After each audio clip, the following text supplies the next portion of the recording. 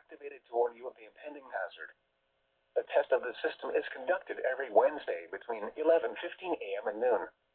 When there is a threat of or existing severe weather in the area on Wednesday, the test will be canceled.